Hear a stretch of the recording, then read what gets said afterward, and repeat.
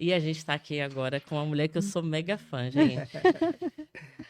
Não tem como. Mas já a gente vai falar com ela, que a gente tá fazendo a troca aqui. Eu já tava empolgada para começar a falar, mas não terminamos de arrumar aqui as coisas.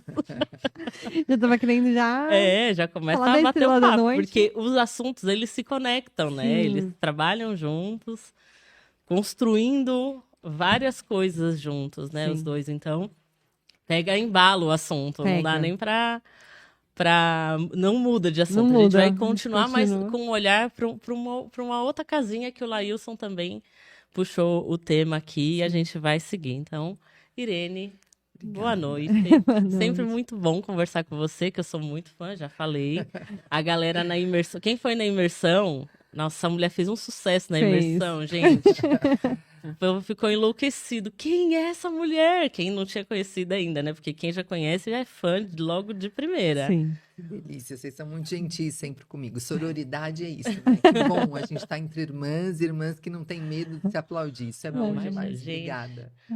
É um prazer enorme, de verdade. Eu sou muito fã, porque o que você fala, o que o Laílson fala, mexe com coisas que são nossos pilares, né? Que a gente precisa realmente olhar de verdade, botar o dedo. E a Irene não tem medo de falar. Eu adoro as brigas que ela arruma, que eu fico bem de olho. Mais freio.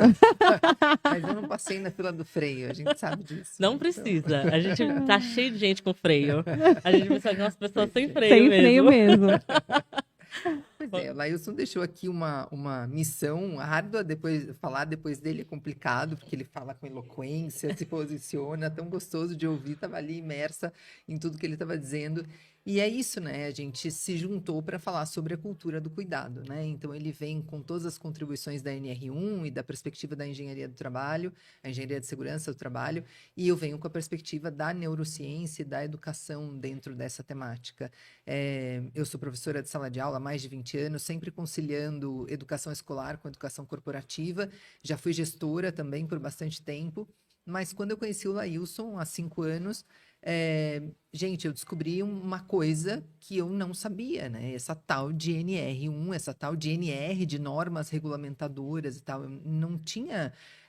Gente, eu não tenho uma formação qualquer, eu sou MBA em gestão escolar pela USP e tal, e eu nunca tinha estudado ou entrado em imersão com relação a essa norma regulamentadora. E agora, quando da atualização, é que eu percebi o quão falha a nossa gestão, principalmente a gestão escolar, né? E é tão falha que mesmo a gente, mesmo NR1 sendo o trend do momento, tá em todas as redes sociais e tal, as pessoas em todos os posts do Laílson, todos, vocês podem entrar lá nas nossas redes sociais e vocês vão ver, em todos os posts do Laílson, as pessoas perguntam, mas NR1 vale para a escola também?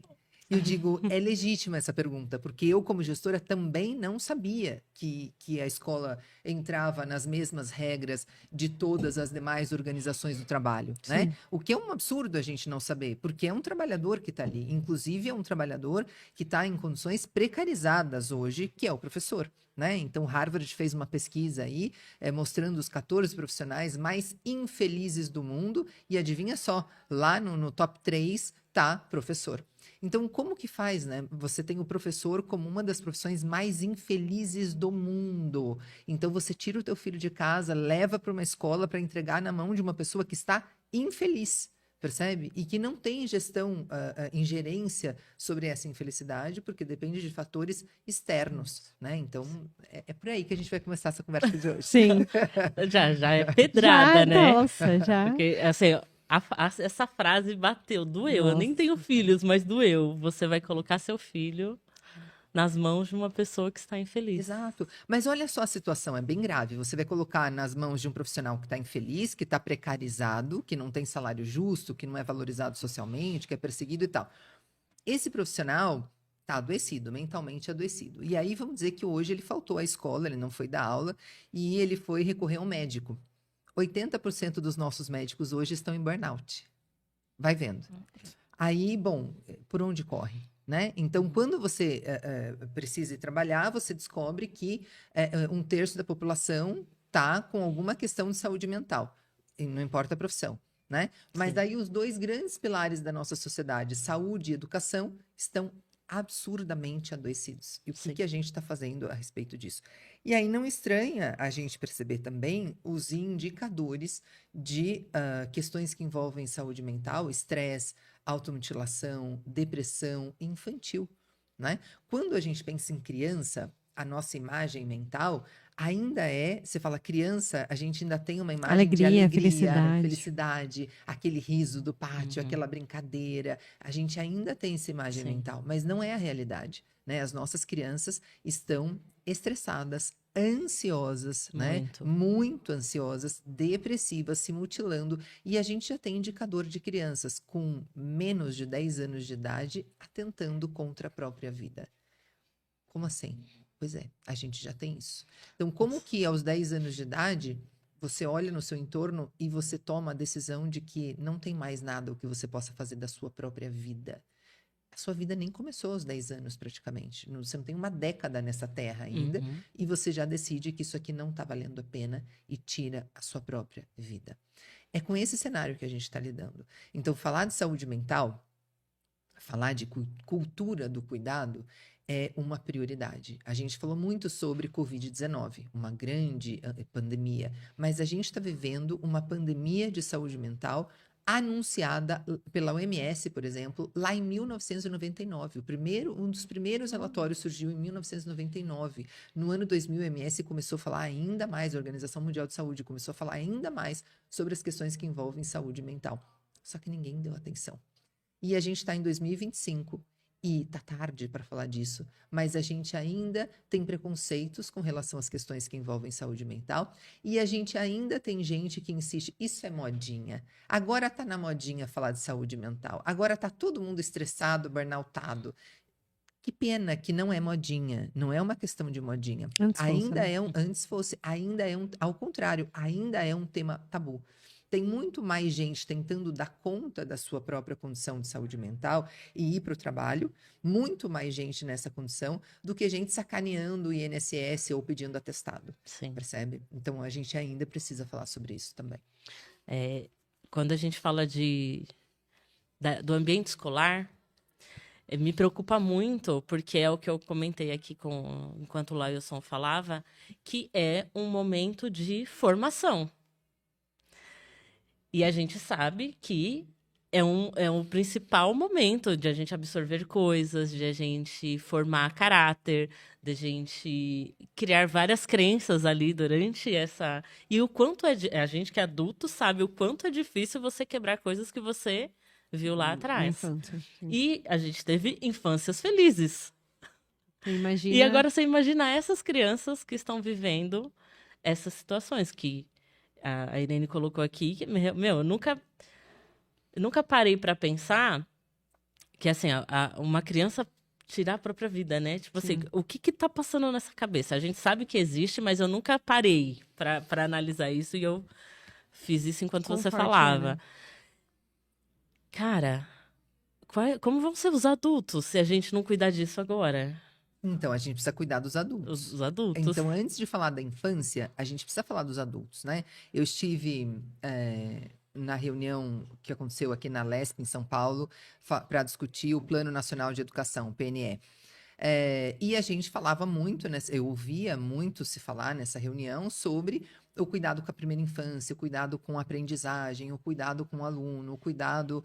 Isso é muito legal, muito importante. Só que o PNE anterior, que acabou de fazer 10 anos, agora em 2024, sem que 90 e tantos % de suas metas fossem cumpridas, vai vendo a gravidade. O PNE, o Plano Nacional de Educação, ele é feito por décadas. Então, foi feito para uma década. Metas de 2014 até 2024, temos tais metas. Mais de 90% não foi cumprido e não falamos nada. Ninguém foi responsabilizado a respeito disso, né? Então, vai vendo o drama que a gente está passando. Mas, ainda assim, estamos discutindo o novo PNE, como se precisasse de um novo, mas estamos discutindo o novo PNE ainda com base em o que faremos com as nossas crianças. Só que talvez a principal discussão seja o que faremos com os adultos que estão com essas crianças. Sim. Porque as crianças, por si só, não adoecem. Elas adoecem no convívio ambiente, mentalmente, né? Elas adoecem mentalmente, principalmente no convívio com os adultos. E eu não quero dizer com isso que não existam crianças más, né? A gente acabou de ver notícias terríveis de um menino adolescente que matou a família inteira, provavelmente estimulado por uma outra adolescente e tudo mais. E você diz, meu Deus, como assim? Então existem crianças más? Existem. A gente precisa lidar com isso. Existem crianças más. E sempre existiu. E sempre existiu. E aí a gente precisa entender um pouco do nosso romantismo em relação à infância também, né? Isso que você falou, a gente viveu uma infância feliz.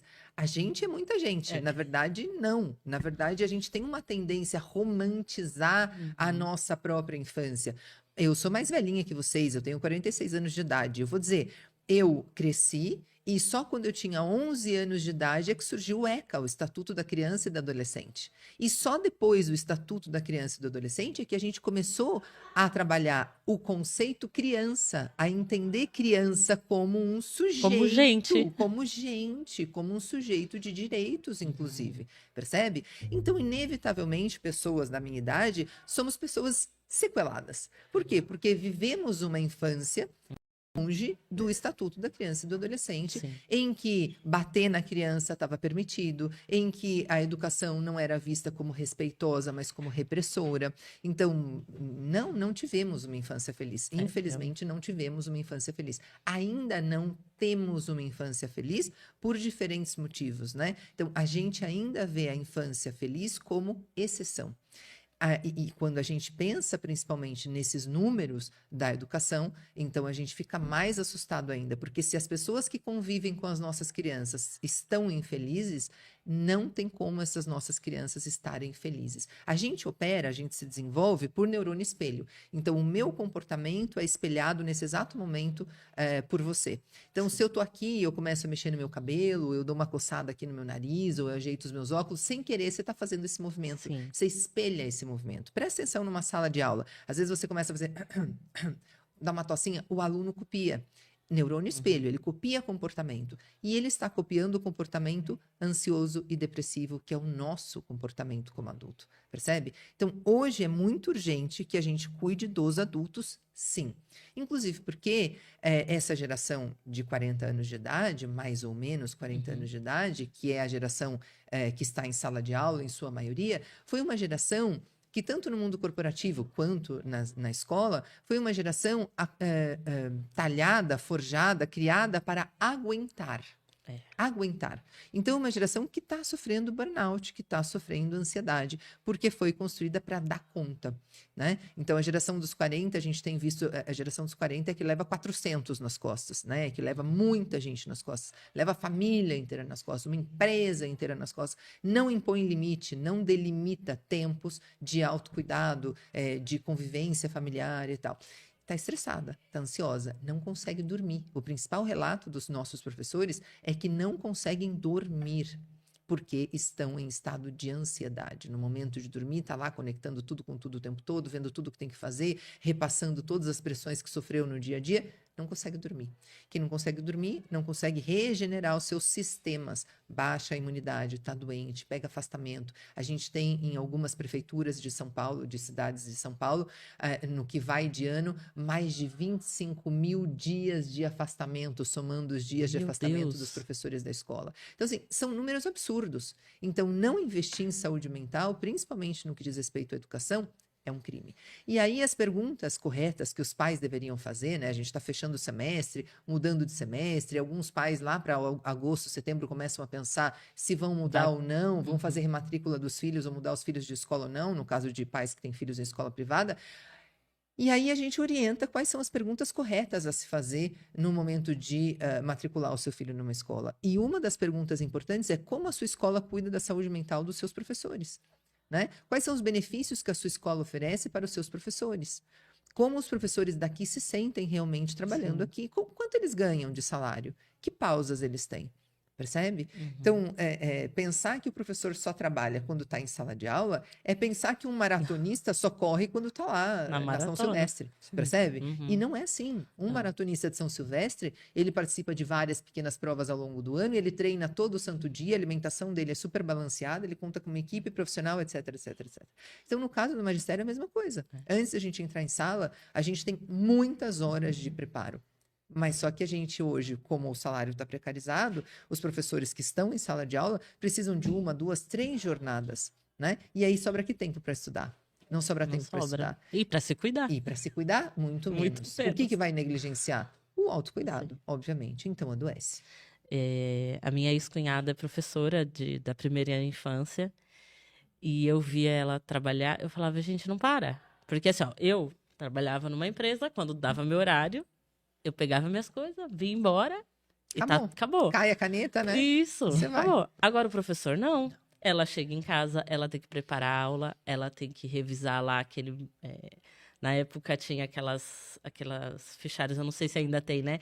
Com as notas de todo mundo, com a chamada de todo mundo. E ela vinha com aquelas São pastas. diários. Os Sobe e diários, desce né? com aquela pasta todo dia. Corrigir prova. Corrigir prova, Preparar prepara a trabalho. prova. Aí tem as atividades, né? É o dia das mães, é o dia dos pais, é o dia da família, é o da A festa primavera, é o do junina. índio, todas essas festas que são importantes e tal, mas tudo isso é o professor que faz. É isso. E aí a gente teve líderes, infelizmente, né? A gente teve uma liderança política que achou por bem enfraquecer a classe e começou a sugerir que a família perseguisse os professores.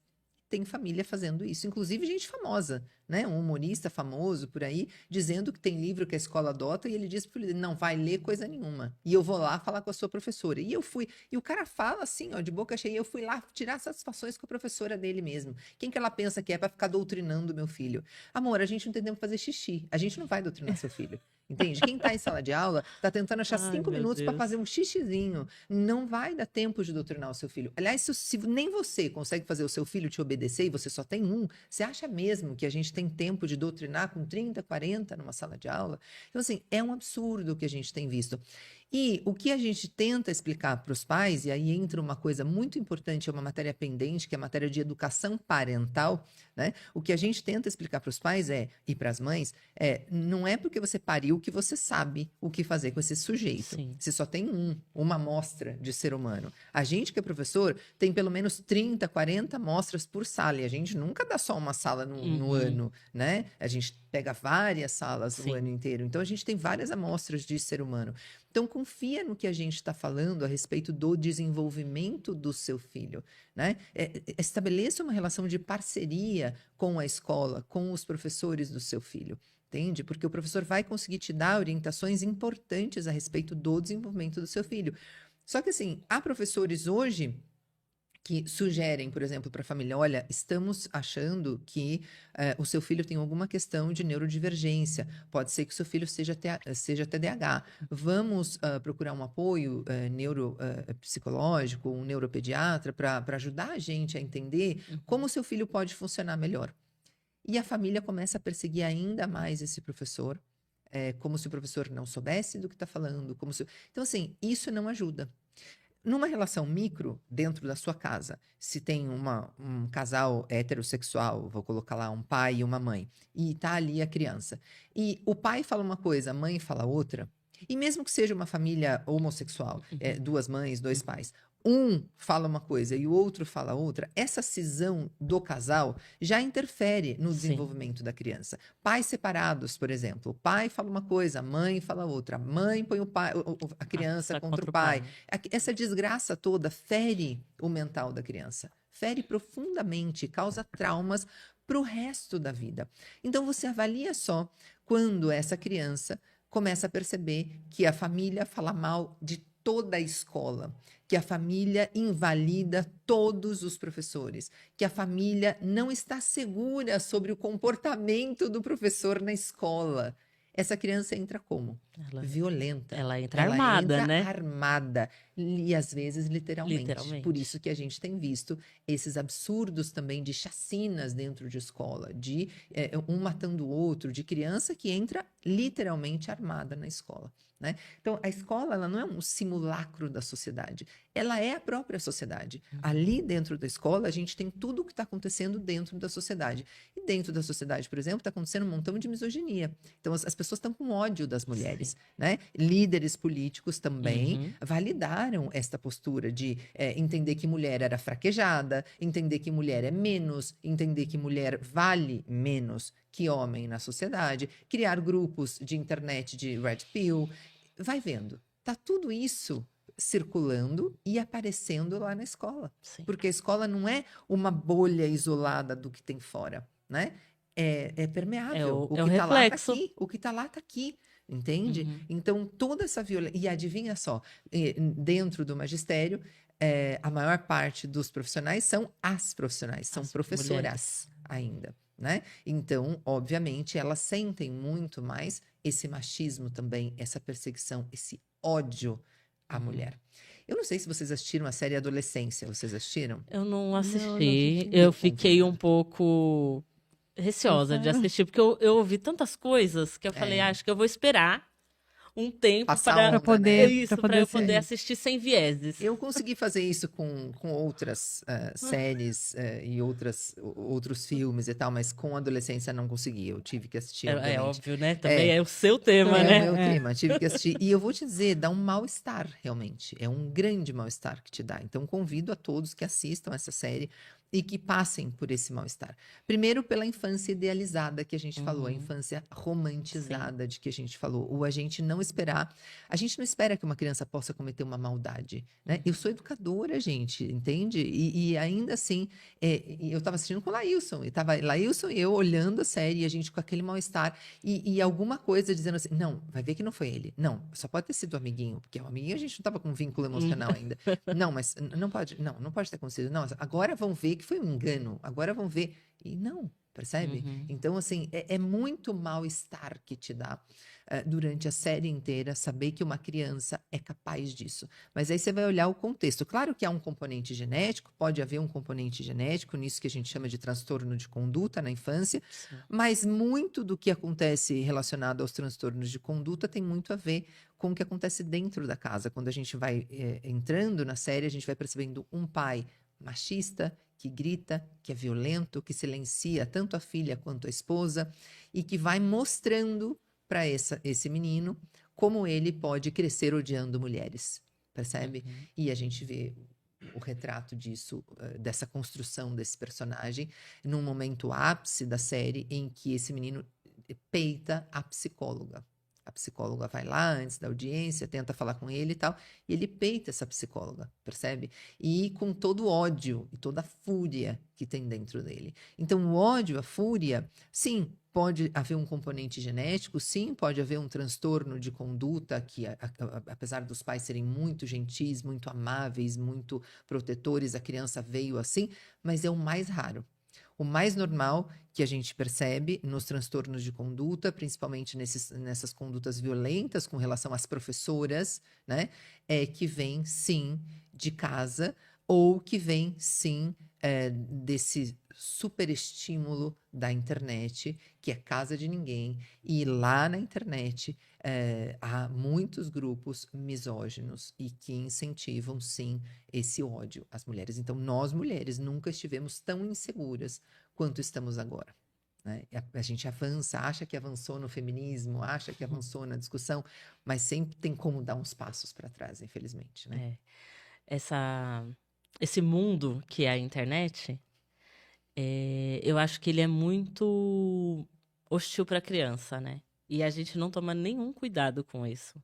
Porque a gente vê as crianças o dia inteiro no celular. E a gente não faz ideia do que elas veem. Né? E o celular entrou como um descanso, né? Para o pai e para a mãe. Né? Assim, gente, eu não sou mãe. Eu não tenho filhos. Não é uma crítica. Não é uma crítica. Tá eu certo. sei que é difícil pra caramba, porque vocês têm... todo pai e mãe tem que trabalhar, tem que fazer milhões de coisas. E sim, quer um momento de paz. Isso daí, não tô criticando isso, entendo. Mas a gente precisa muito prestar atenção nisso. Precisa escolher nesse pelo menos, momento, de né, dizer que assim, essa criança tá ali. Às vezes a gente vê em restaurantes, né? Um casal com um filho e o filho no celular. zero julgamento aqui, eu insisto, né? Estamos aqui sem nenhum julgamento, desarmem-se, por favor. Não há nenhum julgamento nisso. Mas, assim, será que essa família, ao entregar o celular na mão da criança, escolheu quais são os canais que essa criança pode acessar? Né? Será que está delimitado isso? Ou está aberto? A criança vai só fazendo scrolling ali e girando tela e vendo qualquer coisa, né? Então, isso a gente precisa estar preocupado. Então, sim, vai ter esse momento do jantar, eu quero estar com meu marido, eu quero jantar fora, é o nosso aniversário de casamento, a criança está ali, eu não tive rede de apoio hoje, não pude deixar com ninguém, a criança está ali, eu vou ter que largar o celular na mão da criança, pelo menos a gente controlar quais são os desenhos animados que vai ver, quais são, enfim, os filminhos ou os joguinhos que vai acessar. É um mínimo que a gente fazer essa pede. curadoria, né? Até porque dentro dos conteúdos infantis tem maldade, tem pessoas que se infiltram nesses conteúdos, porque não faz muito tempo isso que eu vi. Tinha aquela brincadeira, eu não lembro da baleia, sei lá o quê, e eu sei que tinha desafios dentro dos desenhos de criança. É isso. Entendeu? Agora, então precisa fazer essa curadoria, né?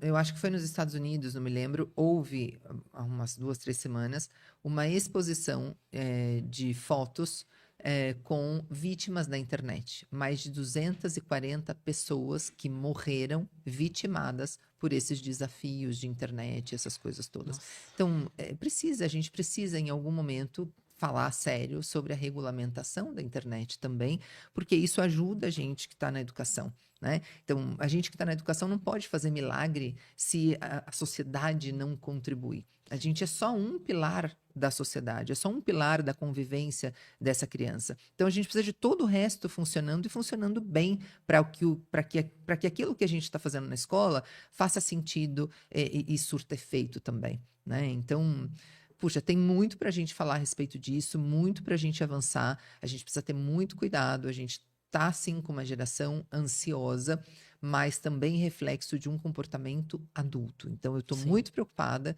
como educadora a respeito de como nós adultos estamos nos comportando com relação a tudo isso de mudança, tudo isso de desafio social que a gente tem pela frente. E ainda aumenta, porque a gente tem ainda inteligência artificial. Sim. Então, não parou por aí, né? Você sabe que um dos vídeos mais vistos do TikTok é um que ensina como quebrar o controle parental do seu celular. Então, o pai dá o celular para o filho, a mãe dá o celular para o filho e põe o controle parental. O que a criança faz? Como romper o controle parental sem que seu pai descubra? Tá lá, gente. Tá lá a dica, percebe? Então, não adianta também achar que com o controle parental tá tudo resolvido. Essa geração vai saber, sim, muito mais de internet, de celular, de tecnologia do que a gente. Eles já sabem, já sabem. A gente precisa assumir essa nossa ignorância. A gente ignora um montão de coisas. A ignorância básica. Não saber que não sabia. Não saber que precisava saber. Então, o máximo que a gente puder afastar, sim, as nossas crianças do celular, melhor. Quer jantar? Quer ir ver um amigo? Conta com uma rede de apoio. Não tem rede de apoio, vai ter que deixar a criança. Leva um caderninho, leva um livrinho, leva um desenho, né? A criança, às vezes, tem restaurantes que ajudam nisso, né? Dão ali desenho e tal. É sempre melhor do que o celular, né? Eu vi... É um neurocientista que eu sigo... Eslen Delanogari, gosto muito dele.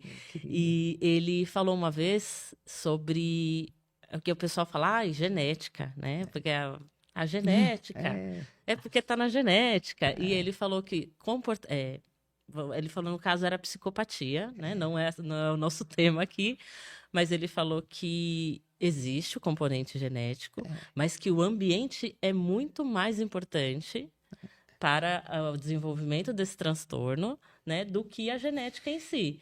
E aí, se para a psicopatia, que é um negócio extremo, o ambiente faz muito mais estrago, né? Aí você imagina ser só um... para outras coisas, né? É para tudo, né? Então, as pesquisas mostram que a questão genética influencia, como eu falei antes, 2%, talvez, né? Isso vale para tudo. Por exemplo, você vê a mãe e o pai são obesos, aí você vê a criança obesa. Genética, olha, a genética é assim, a família é gordinha. Não, é Não. comportamento. A É o família que. come mal e aí todo mundo nessa família engorda, tá fora do peso, porque não é genética, é comportamento, Sim. né? Então, hoje a gente não fala mais no DSM de psicopatia, né? A gente fala de transtorno de conduta. Transtorno. Então, isso que a gente está falando é Uhum. transtorno de conduta. Mudar o nome das coisas não resolve muito, né? Mas, enfim, as pessoas acham Acho que que fica melhor. Soa reduz o melhor. preconceito. Então, em vez de a gente ficar mudando o nome das coisas cada tempo, a gente devia educar para que as pessoas não tivessem preconceitos e soubessem do que se trata quando a gente fala de transtorno de conduta. Então, a gente está falando de transtorno de conduta, que antigamente, até muito pouco tempo, se falava em psicopatia. É disso que a gente está falando. Então, mudamos o nome, é um nome talvez mais bonitinho, suaviza um pouco o tema, mas o fato é que transtorno de conduta ou psicopatia, como se dizia antes, é muito mais uma questão comportamental e de estímulo ambiental do que uma questão genética. Né? E a gente ainda se ilude achando que é questão genética. Existe um componente genético muito inferior à questão comportamental ambiental. Então, dentro de uma família em que os adultos só gritam, os adultos se insultam, brigam na frente das crianças, ou tem casais que mantêm casamentos duradouros, achando que com isso vão proteger a Proteger as criança. crianças. E não estão protegendo a criança. A criança é muito sensível às tensões, aos climas, a esse Ainda olhar de voz. ódio que as pessoas se dão quando não podem se insultar. Sim. Então, assim, você pode até tentar proteger o seu filho, mas você não vai conseguir porque ele saca quais são as mentiras que estão naquele ambiente, né? Então, se o casamento não tá bom, é preciso que as pessoas tenham a coragem e sejam adultos, vê que o problema é o adulto, e que as pessoas tenham a coragem de serem adultos suficientes para dizer, é o momento de romper, vamos precisar romper aqui e vamos precisar lembrar que eu continuo sendo pai, eu continuo sendo mãe, a gente vai precisar manter um mínimo de cordialidade nesse contato para o bem da saúde mental do nosso filho. E quando não acontece isso, essa criança sofre vários transtornos mentais, vários. E onde eles aparecem também? Lá na escola. É. E quem vai ter que acolher isso? O professor que já está transtornado, estressado, burnoutado, adoecido, precarizado, invisibilizado, dentro de estruturas, por exemplo, de escolas públicas que não tem um ar-condicionado, não tem um ventilador, a Iluminação. parede está caindo, não tem uma fiação em Uma condições, a cadeira estética é decente. horrível, ergonomia zero. Então, assim, não tem um recurso tecnológico. Não tem giz, não tem nada. Gente, nada, entende? Então, é esse o contexto que a gente tem hoje. E a gente está falando de saúde mental. E aí parece que saúde mental é coisa de gente rica, é luxo, É né? luxo. É uma coisa. Não. Nossa, e pior que tem esse meme, né? Tem. Saúde mental é luxo. Isso, tem o Lailson não sabe bem os nomes, mas tem um humorista por aí que ele diz: saúde mental é doença de branco. Ele diz: a minha namorada é tão branca, tão branca, tão branca que ela tem burnout. E a gente ri disso. Mas o que tem aí? Aí atrás de tudo isso tem o quê? Bom, tem uma questão de racismo, tem uma questão de que a pessoa preta ela é vista como mais resistente, como mais forte, a que vai dar mais conta. Olha quantas camadas tem aí para a gente cuidar, percebe? Tem um monte de camadas para a gente cuidar. Então, quando a gente fala da cultura do cuidado aqui na Reinventando a Educação, na nossa consultoria com cuidado, a gente está falando dessa urgência de a gente cuidar de gente. A gente diz, é urgente cuidar de gente, né? É urgente cuidar de gente em todas as camadas. Por que a gente tem essa obsessão por cuidar de educação escolar e de educação corporativa? Porque eu, como professora de sala de aula, fui percebendo muitas vezes que a questão que envolvia o meu aluno estava lá no mercado de trabalho. Porque esse pai nunca veio para uma reunião, essa mãe nunca veio para uma reunião. Eu dei aula em grandes colégios de elite aqui de São Paulo e algumas vezes eu achava que o motorista era o pai da criança. Era o motorista, era o chofer. Ia levar a criança, buscar a criança, participava da reunião. A gente não tinha acesso aos pais. Tinha quase que marcar uma audiência com o pai e com a mãe. Mandar um memorando. E aí você fala, pobre criança rica. Pobre criança rica. Porque não tem, os pais não estão presentes. Sim, essa educação está toda terceirizada, né? E o filho do pobre, um pouco do mesmo, com muito mais precariedades e muito mais necessidades e muito mais ausências, obviamente, Mas, por exemplo, se a mãe é uma empregada doméstica, ela está cuidando do filho da empregada, ela não tem como pedir liberação para ir para uma reunião de pais do filho dela. Sim. Percebe? Então, ela está cuidando do filho da patroa. Ela é empregada, Uhum. ela está cuidando do filho da patroa. Ela não tem condições Talvez de ela largar... esteja na reunião do filho da Exato, patroa. pode ser. Percebe? Então, olha quantas capas. Olha quantas capas. Então, a gente está adoecendo coletivamente. Olha só, essa estatística é muito assustadora. A cada 30 segundos, uma pessoa se suicida no mundo.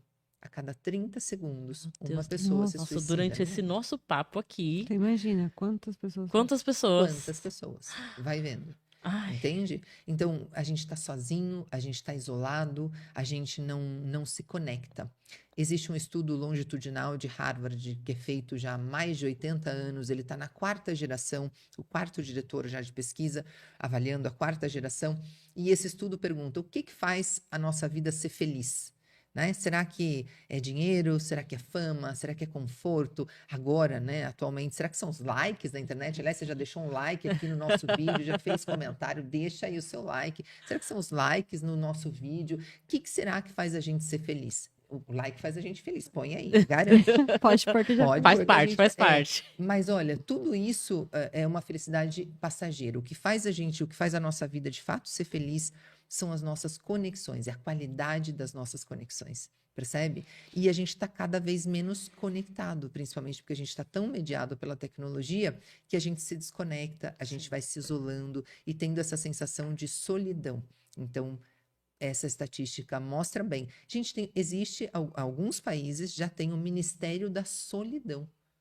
O que é isso? O Ministério da Solidão. Já entendeu que a solidão é um tema que envolve saúde mental e criou-se um Ministério da Solidão para tentar amparar essas pessoas que estão sozinhas e que sozinhas têm desistido da vida. Veja. Nossa, que triste isso, né? Estamos assim. E pior, com o que vem por aí, que é a IA. Na IA, hoje, muitos pais de adolescentes estão muito revoltadinhos porque dizem: o meu filho prefere conversar com a IA a conversar comigo. Ah, vá. Me parece muito razoável.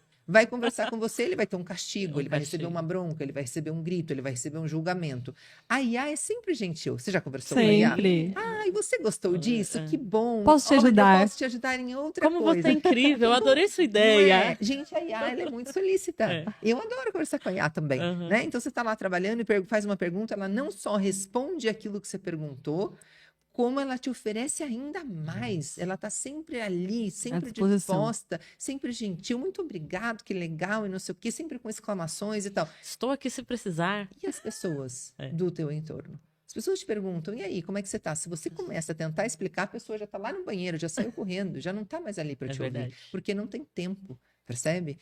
Então, é sobre isso que a gente trata quando a gente fala da cultura do cuidado. E quando eu tinha 20 e poucos anos e comecei a trabalhar com isso, eu era muito romântica. Eu chegava nas empresas ou nas formações e dizia: somos humanos, precisamos agir como humanos e precisamos nos acolher e precisamos nos abraçar e precisamos... Hoje eu sou, né, já um pouco mais velha, casca né? grossa. Um pouco mais velha, a gente vai aprendendo que não adianta ir por esse caminho e principalmente no mundo corporativo eu digo: cuidar da saúde mental te dá lucro. Vamos falar de lucro? Vamos falar de números? Né? A gente está perdendo $1 trilhão por ano no mundo com questões que envolvem saúde mental. Mais de 1 bilhão de dias de trabalho perdidos no mundo por questões que envolvem a saúde mental. Então, se você ainda está achando que cuidar da saúde mental do seu colaborador, cuidar da saúde mental do seu professor é blá, blá, blá, mimimi, é perfumaria, no mínimo, você é um desinformado. No mínimo, você não tem dados para operar como gestor. Então, é preciso que você se atualize. Nossa, gente, eu fico chocada quando eu converso com esse casal, gente. Não é? Incrível, né? Porque... A gente fica... Não, porque a gente vê o quanto a gente precisa olhar pra gente. Enquanto você falava, eu lembrei de uma história de um amigo que enquanto a gente precisa ser adulto para tomar as decisões certas. Que ele falou assim, ele relatou que o filho dele estava conversando com o priminho. E aí o priminho fez um comentário assim: quando meu pai e minha mãe estão no sofá, ele se abraça, se beija, fica assistindo o filme. E aí o filho dele fez uma cara assim de... Ai, Esquisito, que que estranho. estranho isso. E aí ele parou pra pensar, porque realmente ele tava numa situação difícil no casamento, eles já estavam distantes e não tinha mais esse carinho, essa proximidade. E aí foi aí que ele se ligou. Ele falou assim: o meu filho tá tendo uma visão errada sobre relacionamento. Exato. A gente precisa tomar uma decisão agora, porque ele ainda é criança, dá tempo de muitas coisas acontecerem. Porque o que ele tá vendo aqui em casa não é algo saudável e ele já se. Mas por que seu pai e sua mãe se beijam? Tipo assim, por que eles se abraçam? Que nojo, Que né? nojo. Isso. E aí a gente precisa tomar as rédeas das coisas, né? Ser adulto, olhar para o nosso ambiente, prestar atenção demais naquilo que a gente fala, naquilo que a gente consome, Uhum, porque isso também Influencia influencia, a né? Porque assim, criança. quando você falou dos alunos dos pais que falam mal da escola uhum. para os filhos. Cara, ele vai chegar lá, ele vai achar que ele tá no pior lugar, realmente. Ele Ele não vai vai se sentir respeitar as inseguro, pessoas. claro, e ele se sente inseguro. O que acontece quando os adultos se comportam dessa maneira tão irresponsável é que a criança se sente insegura em todos os ambientes onde ela está. Então ela chega em casa, tá a mãe falando mal do pai, o pai falando mal da mãe, ou a avó Uhum. também tem isso. A avó chegando e contestando a mãe na frente da criança, né? Então a criança olha para todos os adultos do entorno dela e ela só sente insegurança. Ela não consegue sentir segurança em nenhum lugar em que ela vá, em nenhum lugar em que ela esteja, né? Então, em casa, e às vezes até há uma super proteção a essa criança, no sentido de não pode gritar, não pode isso, não pode aquilo, não pode corrigir, não pode dizer para não fazer. A super proteção também não é o caminho, Uhum. né? O caminho inclusive, é uma negligência. Superproteção é uma negligência. Há muitos pais e mães que, porque trabalham muito, chegam em casa e superprotegem o filho, não querem corrigir, não querem dar bronca, não querem dar ordem, não querem educar, porque se sentem culpados por terem ficado tanto tempo fora de casa. Eu já fiquei tanto tempo fora de casa, eu tenho tão pouco tempo com meu filho, nesse pouco tempo que eu tenho, eu vou ficar aqui dando bronca e corrigindo? Acontece que a criança está aprendendo o tempo todo daquilo que você diz, não, daquilo que você faz e de quem você é. Né? Então, você está sendo negligente. A criança pode fazer o que ela quiser. Ela larga brinquedo jogado, que alguém recolha, ela larga roupa em qualquer lugar, papel higiênico em qualquer lugar, não tem o mínimo de asseio, não tem o mínimo de autocuidado, nem cuidado com o ambiente mais próximo. Aí a gente vai falar de cuidar do meio ambiente. O meio ambiente é muita coisa, é muito ambiente. Vamos falar do pequeno ambiente aqui da nossa casa, como é que nós estamos cuidando, né? Então, E ela copia o comportamento, né? Sim, Às a todo vezes você tempo. exige da criança aquela baita cuidado com as suas coisas, com a organização. mas não tem. Aí você vai abrir o guarda-roupa do pai e da mãe, tá assim, ó. Exatamente. Aí também não adianta, Não porque, como diz nosso amigo Borghetti, adolescente não ouve, ele sente. E criança exatamente. também, né? Porque é isso. É isso, exatamente. Então, Caramba. vamos nos cuidar melhor, vamos cuidar mais da nossa saúde mental, vamos dar pausas. As nossas crianças estão com déficit de natureza, estão com déficit de sol, mas a gente também tá. Então, vamos sair aí ao ar livre, vamos buscar uma praça pública, vamos buscar espaços que não sejam shopping center. Como é que família pode achar que passeio de domingo é ir para o shopping? Nossa, eu acho E ótimo é isso. estressantíssimo Nossa, aquilo, muito aqueles parques, estímulo, percebe? aquele monte de luzes e Pois gritos. pois Eu acho aquilo um horror. Então, veja, você pode ir para um parque, você pode ir ao ar livre, você pode buscar espaços que possa andar de bicicleta, andar a pé, não andar, ficar sentado fazendo um piquenique. A gente está com déficit de natureza, com déficit de sol. Então, a gente precisa, de verdade, cuidar melhor das nossas crianças nesse sentido, desemparedar as nossas infâncias, né? A gente está com as crianças emparedadas dentro de casas, dentro de apartamentos, dentro de salas de aula. É só parede, né? Então a gente precisa derrubar essas paredes, ter mais contato com a natureza e a gente adulto também fazer isso junto com a criança. Aproveitar a boa desculpa de que tem que levar o filho para a praça e junto e Eu ficar adoro ali quando tem uma curtindo. criança para eu ir pular num pula-pula. Não é gostoso? Ah, eu preciso ir, é meu sobrinho, ele é pequeno, deixa eu ir. Usar como desculpa para assistir um, Ah, eu vou assistir um filme, vou levar meu sobrinho, Lily Stitch. Parque. Exatamente, é maravilhoso. Adoro usar essas desculpas. Quando tem aqueles brinquedão, que é aquelas piscinas de bolinha gigante. Tem que ir um adulto. Aí sou eu, sempre esse adulto. Maravilha. Você faz esse sacrifício, né? Eu faço esse sacrifício. Irene, eu queria te fazer pedir uma dica, né? Estamos todos sequelados e com várias coisas aí para organizar. Mas a gente esbarra numa coisa importante que é dinheiro. Muitas pessoas não têm acesso a um plano de saúde, não tem com quem conversar sobre isso. Uma dica para o primeiro passo, se a pessoa que está nos assistindo sente que ela precisa parar um pouquinho e olhar.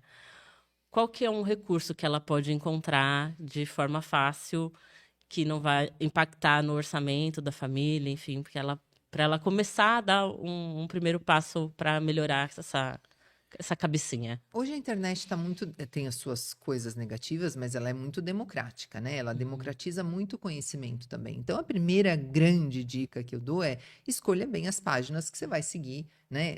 Eduque o seu algoritmo para que ele faça boas entregas. O problema não é só estar na internet, o problema é o que você consome nessa internet. Sair né? das páginas de fofoca. Precisa sair de página de futilidade, de fofoca, de violência, enfim, de estímulo ao consumismo e entrar em páginas que te ajudem a entender mais sobre saúde mental, autocuidado. E é muito fácil. Você vai aí no seu Instagram e escreve lá no buscador autocuidado. E aí vai começar a aparecer um videozinho de autocuidado, você dá like. Entra lá na Reinventando Educação, tem um monte de coisa. Começa a dar like em tudo. Entra aqui no Empreender de Coração, começa a dar like em tudo. Você educou o seu algoritmo para que ele faça boas entregas para você. Então, naquele momento que você está lá na internet, você também garante que aquilo que você viu ali vai contribuir com o seu bem-estar, vai contribuir com a sua saúde mental.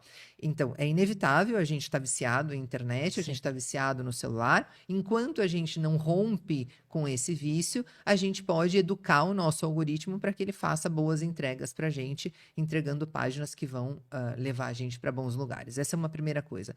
Uma segunda coisa e que não custa dinheiro. Vê, isso não custa dinheiro. Você já tem, já está ali no seu dia a dia. Não custa um centavo. Uma outra coisa é você entender que atividade física não é luxo. Você vai precisar fazer atividade física, não tem jeito. Né? E aí você pode escolher a mais barata, que é caminhar na rua. Né? Então, escolha um tênis que você possa pagar, mas que seja bom e que não prejudique o seu joelho e tal, e vá caminhar. Entende? Mas eu não tenho tempo. Bom, você precisa de pelo menos 20, 30 minutos de caminhada. Então, saia mais cedo da sua casa para o trabalho e vá caminhando. Opte pela caminhada em lugar de um transporte público. É de graça. Não dá de jeito nenhum, porque eu trabalho muito longe da minha casa, eu já tenho que... Tudo bem. Hora do almoço, você consegue fazer uma pausa de 15 minutos ao ar livre, sem conexão com o celular? Então, momentos de desconexão. Quais são os momentos de desconexão que você vai ter? Né? Não custa dinheiro. E tá lá, é o seu almoço. Só que tem gente que tá almoçando e tá no celular. Tá comendo e tá no celular. Você consegue só comer sem estar no celular? E depois que você comer, você consegue ficar ao sol um pouquinho, pelo menos 10, 15 minutos? Porque isso é muito importante pra gente, né? Isso não custa dinheiro. No teu fim de semana, como você está organizando o teu fim de semana? O teu fim de semana, você consegue, em algum momento do teu fim de semana, conviver com gente da família, ter conexões saudáveis? Você conseguiu já falar não para aquele tio chato e tóxico que só te critica, que só te ofende, que só te coloca lá para baixo? O Lailson tem um exemplo muito bom a respeito dessa coisa tóxica, né? Ele diz... pessoas tóxicas são como produtos tóxicos. O seu organismo tem uma tolerância X àquilo. Depois de um certo tempo, afeta o seu organismo. Então, envenena, mantenha a distância. Isso não custa dinheiro, mas você vai precisar tomar algumas decisões. Você já se afastou dessa pessoa? Você já entendeu que o teu fim de semana é o seu momento também de recarregar baterias? Como que você vai escolher recarregar a bateria? Qual o livro que você está lendo agora? Né? Pode ser um livro lido no digital, já que você não consegue comprar um livro. Pode ser um livro que você baixou em PDF. Mas o que você está lendo de qualidade no teu fim de semana? Que músicas boas? Você já fez aí uma playlist de músicas boas que levantem o seu astral? Então, tem muita coisa bacana que a gente pode fazer e que não custa dinheiro, né? Mas a gente precisa tomar algumas decisões. Agora, também vou deixar aqui a dica. Se você está num trabalho que você, de fato, tem que sair de casa 2, 3 horas antes, voltar lá na madrugada, mal tem tempo para dormir, pensa se você consegue mudar de trabalho, né? Porque isso não é sustentável a longo prazo, você vai adoecer. Né? Então, pode ser que você esteja mantendo um trabalho adoecedor. Porque se você me diz que, de fato, você não tem meia hora para fazer uma caminhada, uma exposição ao sol, você vai precisar... Alguma coisa está bem errada. Porque não tem a ver com dinheiro, percebe? Mas tem a ver com tempo. Então, você vai precisar cogitar mudar de trabalho para você poder viver por mais tempo. Porque você está se suicidando. É um suicídio também. Precisa ter essa qualidade de vida, né? Precisa ter essa análise. Será que vale a pena mesmo, né? Será que em questão de dinheiro, né? De cifras, no final das contas, realmente vale a pena? Você vai gastar de farmácia. Eu trabalhei durante 13 anos numa empresa que eu sonhei muito trabalhar lá, amei trabalhar lá, mas chegou um momento que estava mais me fazendo mal do que bem. E aí, quando eu não fazia terapia nem nada, quando eu comecei a fazer terapia, foi para poder conseguir trabalhar. Olha isso. E aí eu fiz esse pensamento. Eu fiz assim, gente, espera aí, alguma coisa está muito errada. Terapia, eu acho que é algo que todo mundo deveria fazer, independente de qualquer coisa. Mas eu estava fazendo para conseguir ir trabalhar, para conseguir me manter ali. E eu trabalhava de casa. Não era depois da pandemia, a gente se manteve em home office. Eu não conseguia levantar da cama para ir pro quarto do lado. Né? Então, eu fiz essa pergunta. Vale a pena? O dinheiro que eu estou gastando com terapia para me manter aqui, vale? E aí eu decidi que não valia mais a pena. E aí eu conversei com a minha chefe e tal. Foi uma saída muito tranquila. A empresa realmente é uma empresa muito boa. E eu gostei muito. Mas venceu o meu tempo. Né? Porque os ciclos também se fecham. Se eu tivesse continuado lá, talvez eu seria uma pessoa afastada. Aí, com problemas seríssimos. E eu vi uma amiga muito querida ficar muito, muito depressiva. Mas muito mesmo. Aquelas depressões da pessoa não levantar da cama, precisar de ajuda para ir ao banheiro, não ter voz para falar. Ela ficou muito ruim. E ela voltar demorou anos. Então, eu falei assim, gente, eu tenho muito cuidado com esse assunto de saúde mental, porque eu já vi pessoas irem muito lá embaixo e a volta é muito difícil. O problema é que o mercado, olha, chama mercado de trabalho, né? O mundo do trabalho está querendo convencer a gente de que é uma questão que envolve a vulnerabilidade daquela pessoa e a fraqueza e a debilidade dela, que ela é fraca, ela não deu conta. E não faz esse exercício de dizer, não, é que não dava mesmo para dar conta. Quando você percebe que essa geração de 40 anos, de 40 a mais, 80% dessa geração já está sofrendo ansiedade, depressão, burnout, o normal é não dar conta, né? Há os que já admitiram e os que estão em silêncio, sofrendo e aguentando, percebe? Mas o normal é não dar conta. Então, eu acho que a gente precisa fazer esse exercício mesmo. Assim, eu abri mão de um bom salário, eu tinha uma empresa, né? Na época, eu tocava duas, né? Tinha o meu trabalho CLT e a outra empresa. Então, eu optei por sair. Né? Eu acho que fazia mais sentido, até porque eu detesto não fazer as coisas direito. E eu não estava fazendo direito aquilo que me pagavam para fazer. Para mim, estava... Eu falei assim, não dá certo. Então, eu decidi encerrar um ciclo e, para mim, fez muito bem. Então, eu acho que a gente precisa ter essa autoanálise, né? De olhar se vale a pena se deslocar 2 horas no trem lotado, ouvir várias coisas lá no seu dia a dia, porque a gente sabe que a cultura ainda, né, tem muito ainda para avançar. Então, olhar para dentro, acho que faz muito bem pra gente.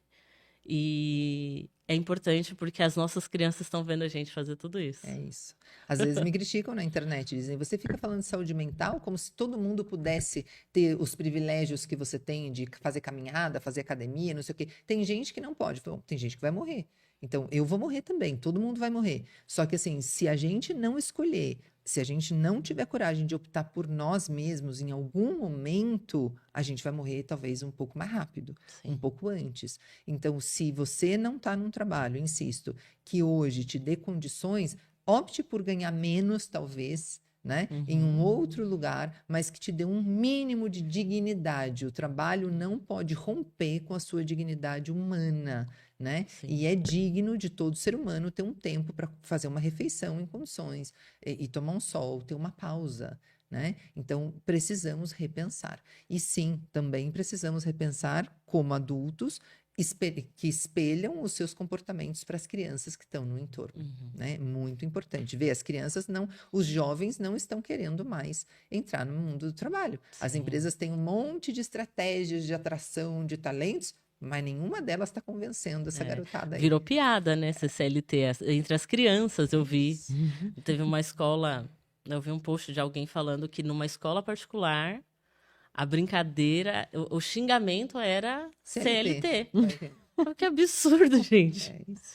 Que absurdo. Então, realmente, muita coisa que a gente fala em casa, as crianças estão entendendo tudo, viu, gente? Eles não são bobo, não. Bobo é a gente, que acha que eles não estão entendendo. Acho que a gente está sendo enganado. Exatamente. Então, assim, também a gente precisa vigiar realmente tudo que a gente faz, porque as nossas crianças nos copiam.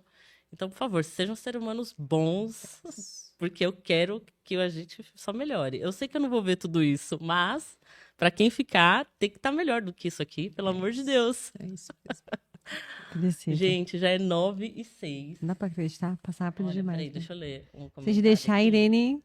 A Irene deixa aqui a noite toda. Irene e Laílson aqui, meu filho, a gente faz aqueles podcasts que vai pro Guinness. Eu venho por muito amor, gente, porque eu durmo às 8 da noite. Eu digo, eu sou uma senhora de 146 anos de idade. Eu tenho 146 anos de idade. Às 8 da noite eu tô na caminha de pijama. Eu quase que vim de pijama. Então eu falei, não, a gente podia marcar a próxima vez, fazer então. Festa do pijama. Exato. Eu adoro um pijama. Muito amor por você estar aqui nessa hora. Eu adoro um pijama, então eu viria para te acompanhar. Pijama, gente. Olha, um presente bom para mim é pijama. Para mim também, viu, gente? É bom demais. Confortável, fofinho. Eu vou ler o comentário da mãe aqui, ó, da minha mãe. Enquanto as pessoas ainda não acreditam no sofrimento, que é lutar contra a depressão, esse número só aumenta. A dor da depressão vai além da dor do corpo, ela ultrapassa a dor da pele e atinge a alma. E realmente é muito triste ver alguém lutando contra a depressão. E eu espero que ninguém... Eu sei que muitas pessoas estão, mas se você nunca teve contato, eu espero que você nunca tenha, porque é desesperador. Você não tem nada que você faça pela pessoa que tira ela de lá. Não. Então... Mas se você está nesse momento também, que você entenda que há muito pouco que as pessoas do seu entorno possam fazer por você, então você vai ter que achar um jeito de assumir as rédeas da sua vida e fazer o que precisa ser feito mesmo sem vontade. A gente fala muito isso, né? Eu tenho um amigo, Varley, muito querido, que ele vê meus posts na academia, ele fala assim, eu queria ser igual você, que adora academia. De onde você tirou isso, amigo? Quem é que adora? Eu tenho um ranço de academia, barulho, cheiro, eu detesto tudo que tem ali, não tem nada que me atraia. Mas você vai todo dia? Sim, eu vou porque tá na agenda e eu sou a cumpridora de agenda e tá lá que eu preciso ir. Então você precisa fazer algumas coisas sem vontade. Não tô com vontade, mas eu preciso fazer. E você precisa ter também nos teus relacionamentos pessoas que te ajudem a fazer isso. Então, o dia que eu tô mais desanimado, Laílson, não, vamos lá, amor, vamos lá, vamos dar conta, não sei o que. O dia que ele tá desanimado, não, amor, vamos sim, você vai conseguir, não sei o que e tal. Então, a gente não deixa o outro se acomodar, né? Isso é importante, você ter pessoas do seu lado que sirvam de apoio, mas que você entenda que tá nas suas mãos e que você vai ter que fazer alguma coisa ou muitas coisas contra a sua vontade, só porque você já entendeu o que precisa ser feito.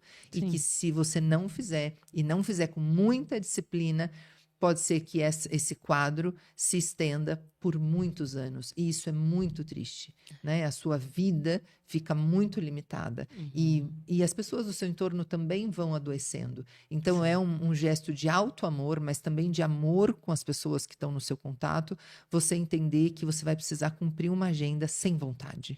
Você vai precisar levantar e fazer o que precisa ser feito, e tomar um sol, e fazer uma caminhada, fazer uma refeição muito bem cuidada, mesmo sem vontade nenhuma de fazer aquilo, né? Então, é duro a gente dizer isso, porque não é mimimi, né? É grave a depressão, é uma questão química. Você precisa de uma ajuda concomitante de remédio, de terapia, de atividade física, tudo junto e ao mesmo tempo, né?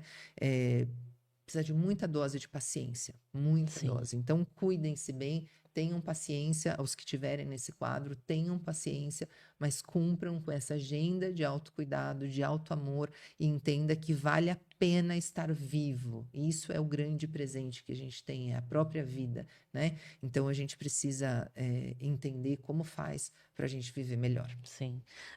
Quem está em depressão não entrou de um dia para o outro e não vai sair de um dia para o outro. Assim como quando a gente engorda, não é de um dia para o outro. Exato. E para emagrecer também não é. A gente formou um grupo aqui, eu, Alan e a Ju, e agora tem um desafio de atividade física. Maravilhoso, estou acompanhando, gente. Muito orgulhosa, Ju. Isso de se juntar é importante, muito importante. Eu sempre gostei de fazer atividade física. Eu não gosto da academia. Ambiente academia também não gosto. Total. Mas eu sempre gostei de me movimentar, de praticar esporte, essas coisas. Então, para mim, foi mais fácil do que, por exemplo, para a Ju. Mas foi importante ela ter a gente perto para que ela... E agora ela está na disciplina. É isso. Ela vai porque tem que ir. Exato. E a gente vai... E tem dia que eu não quero ir.